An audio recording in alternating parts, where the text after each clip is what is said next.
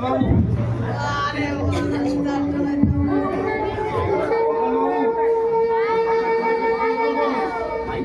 কেন আপনি জানেন না?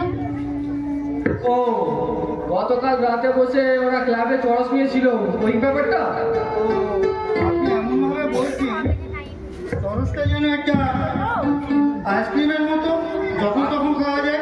আরে মশাই তাই, এই বয়সে মদ গাঁজা হিরোইন চরস এসব তো মামুলি ব্যাপার।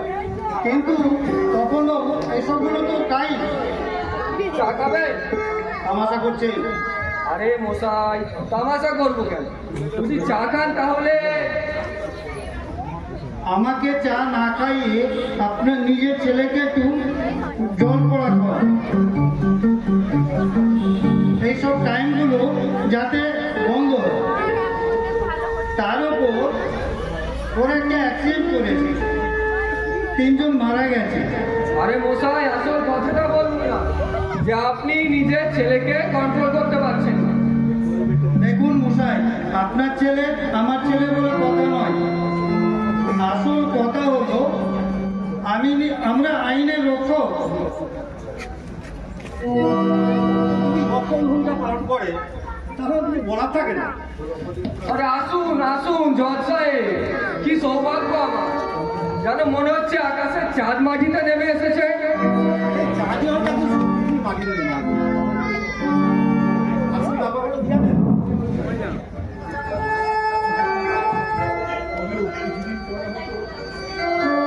পরে দেখবেন তার মানে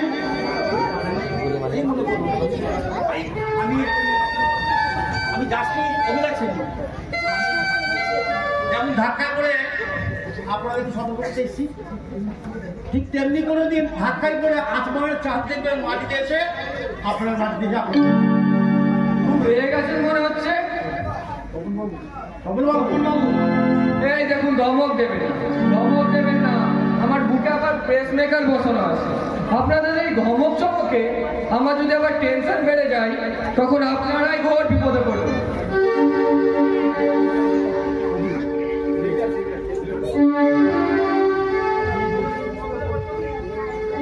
বলতে চাইছেন আপনি? আরে মশাই বসুন, জল খান, মাথা ঠান্ডা করুন, একটা বন্ধুত্বপূর্ণ পরিবেশ তৈরি হোক, তারপর না হয় কথা বলা যাবে।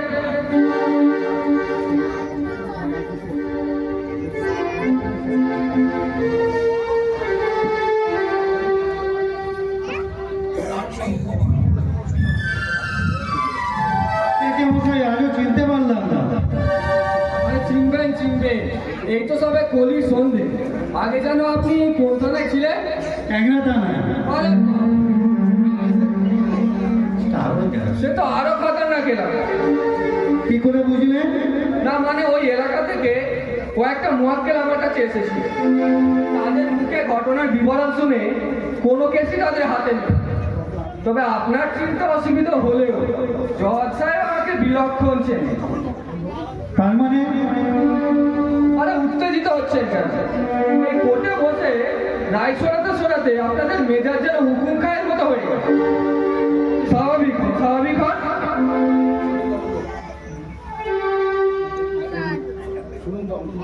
শুনুন তপন বাবু, আইনের লোকেরা যতই ভালো হওয়ার চেষ্টা করবো না কেন, কিছুতেই তারা। আর শুনুন, আমার হাতে বেশি সময় নেই। জানি তো, সেই যেটা বলতে এসেছেন ঝটপট বলে ফেলুন তো দেখি।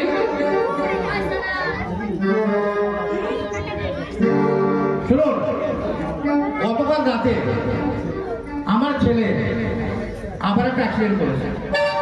সেই অ্যাক্সিডেন্টে 3 জন মারা গেছে এবং 2 জন গুরুতর আহত হয়ে হরিদেবপুর স্টেট জেনারেল হাসপাতালে মৃত্যুর সঙ্গে পাঞ্জা লড়েছে। আর আমি হলাম সেই কেসে ইনভেস্টিগেশন অফিসার।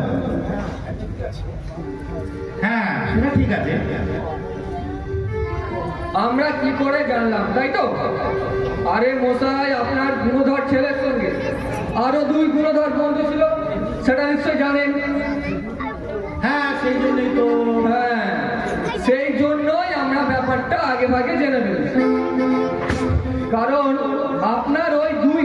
আপনার গুণধর ছেলের দুই বন্ধু এই দুই অদমের গুণধর সন্তান, বুঝলেন মশাই? কিন্তু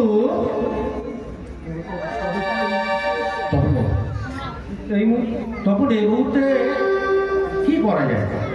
দেখুন মশাই, এই মুহূর্তে ধর্মপুত্রী জ্যোতিষী সেরে তো লাভ নেই। তপন বাবু, না না, এই সময় পুলিশগিরি দেখাবেন না। ঠিকই বলছি মশাই, এই সময় আপনিও পুলিশ অফিসার নন, আপনিও জজ সাহেব নন, আর আমিও দুধে উকিল তপনরাই নই, বুঝলেন? তাহলে এই মুহূর্তে বর্তমানে আমরা তিন কুলাঙ্গার পুত্রে কর্তব্য পরায়ণ পিতা। এখন আসুন, তিনজন আইনের রক্ষক হয়ে নিজেদের পুত্রের এই জঘন্য অপরাধকে ঢাকতে কিছুদিনের জন্য আইনের ভক্ষক হয়ে উঠি।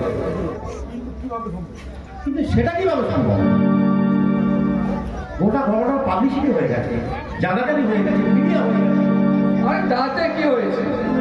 আমি আপনাকে যেমন যেমন স্টেটমেন্ট সাপ্লাই করবো, আপনি তেমন তেমন রায় দেবেন। তপন বাবু, আর ভয় পাচ্ছেন কেন? এর আগে কি আমি আপনার বড়কের সমাধান করিনি? শুনুন তপন বাবু, আপনার, আমার এবং রাজশঙ্কর বাবু সমাজে একটা সামাজিক প্রতিষ্ঠা আছে।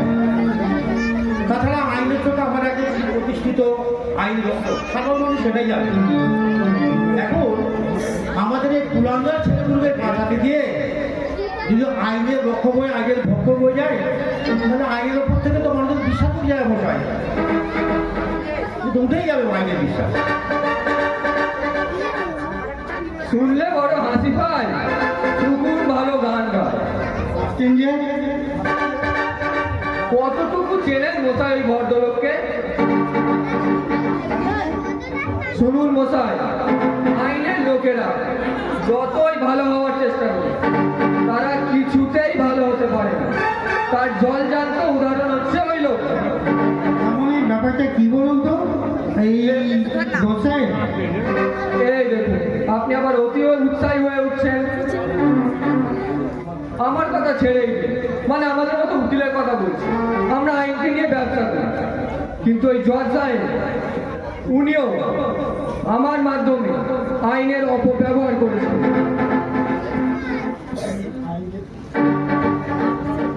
উনি আইনের বেআইনি সুযোগ নিয়েছিলেন আমার মাধ্যমে। তাই না? তা কিভাবে? ওই উনি পুত্র স্নেহে বড় বড় করে কথা বলে গেলেন না, উনিও একদিন পুত্র স্নেহে অন্ধ হয়ে একটা ভয়ঙ্কর অন্যায় করেছিলেন। এই ব্যাপারটা একটু খুলে বলুন তো। এই দেখুন, আপনি আবার অতি উৎসাহী হয়ে উঠছেন কেন? না মানে এমনি জানতে চাইছি, এত বড় একজন ব্যক্তিত্ব। হ্যাঁ, এই বড় ব্যক্তিত্ব বলে আপনাকে অনুরোধ করছি, সবটা জানার পর কেসটা আপনি রিওপেন করতে যাবেন। কারণ আপনারা তো আবার পুলিশের লোক। কারণ অবর্ণনীয় দুঃখের কথায় সমব্যক্তি হয়ে যদি আপনার দয়ের ভান্ডারটা আবার উঠলে ওঠে। না না, এমনটি হবে না, আপনি বলুন। তাহলে শুনুন, ওই যে সেদিন আসামিটার ফাঁসির অর্ডার হলো না, কি জানো না? কোনটা বলুন তো? আরে মশাই, পুরোহিতকে খুন করার অপরাধে। ও, সে ভীমবাউরি। হ্যাঁ, ওই ভীম বাবু, ওকে যেদিন পুলিশে ধরে নিয়ে এলো, তারপর থেকে ওর স্ত্রী একটা মুসলিম পরিবারে থাকতো। এখন তারপর প্রতিবেশী আনোয়ার মোল্লার বাড়িতে ওই ভদ্রমহিলা থাকতেন। একদিন বাড়িতে কেউ ছিল না, সেই সুযোগে ওই গুণধর ছেলে জজ সাহেবের ওই ভদ্রমহিলার ওপর চড়াও হয়। তারপর কি করলেন? ঘটনা জানাজানি হলে প্রাণে মেরে দেবার হুমকিও দেওয়া হয়। তারপর? মেয়েটি রাগে দুঃখে আত্মহত্যা করতে লাগে। সে কি, এ তো সিনেমার গল্পকে হার মানিয়ে দেবে। আরে মশাই, এনারা যে আছেন, যেমন ধরুন আমরা আছি, তার পরের ঘটনা শোনার আগে আপনাকে শপথ করতে হবে এই ঘটনা আর তৃতীয় ব্যক্তি না জানে। না না, কেউ জানবে না, আপনি বলুন। ওই আনোয়ার মোল্লা মহিলাকে হাসপাতালে ভর্তি করে ছুটতে ছুটতে আমার কাছে আসে। সব ঘটনা জানার পর প্রথমে আমি জজ সাহেবকে সামাজিক সম্মানের নষ্টের ভয় দেখি, তারপরে উনাকে উনার ছেলের সঙ্গে ভীমের স্ত্রীর বিয়ে দিয়ে বর্তমানে ভীম বাউরির স্ত্রী ওই জজ সাহেবের পুত্র। বাবা, বলছেন কি? এত সিনেমার গল্পটা হারবে না রে? প্রথমে মেয়েটি রাজি ছিল না। আমি বললাম, দেখ মা, তোর স্বামী যে অপরাধ করেছে তার ফাঁসি হবে। তাকে নির্দোষ প্রমাণ করার মতো অর্থ সামর্থ্য এভিডেন্স কিছুই তোদের কাছে নেই। আর তোর যা বর্তমান অবস্থায় গ্রামীণ সমাজ কিছুতেই মেনে নেবে না। তার চেয়ে বরং আরে মশাই, বাইরে থেকে দেখলে মনে হবে তো আপনি আইনের পয়তা, কিন্তু বর্তমানে আপনি রাজশঙ্কর বাবু, আমি আগে মানুষ, তারপরে উকিল। একটা আরো আছে, এটা তো শুধুমাত্র আমার ঘটনাবাবুর জীবনের একটা অংশ করেছিলাম। শুধু এইসব কুলাঙ্গার ছেলেগুলোর জন্য আমাদেরকে আইনের অপব্যবহার করতে হয়। কতটুকু বয়স পর্যন্ত ছেলেগুলোর? এই বয়সে আমার ছেলে দুটো খুন আর না জানি কত রেপ। সব সময় আমাকে আইনের অপব্যবহার করতে হয়। কে কে কে ওখানে?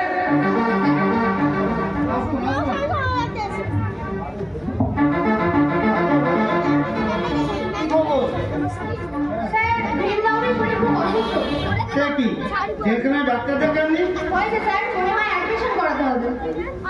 মাসির আসামি তো, এই সময় একটু ঘন ঘন শরীর অসুস্থ হবে। আর বলবেন না স্যার, এই হচ্ছে যন্ত্রণা। আর বললে হবে স্যার, আমাদের দেবতার পূজা, বলিদানের পশুকে বলি দেওয়ার আগে অসুস্থ থাকলে বলি দেওয়া যায় না। তেমনই ফাঁসির আসামিকে সম্পূর্ণ সুস্থ করে তবে ফাঁসিতে চড়ে, এটাই সংবিধান।